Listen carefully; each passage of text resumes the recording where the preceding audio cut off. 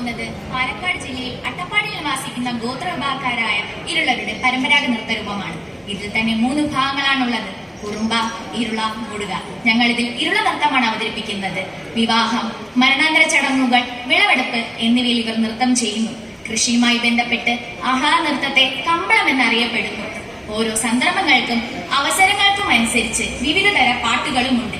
തെക്കുമല, വള്ളിവള്ളി എന്നിവ ഇവയിൽ ചിലതാണ്.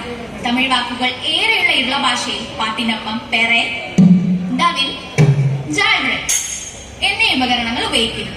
ഞങ്ങൾ ഇത് ആരംഭിക്കുന്നു.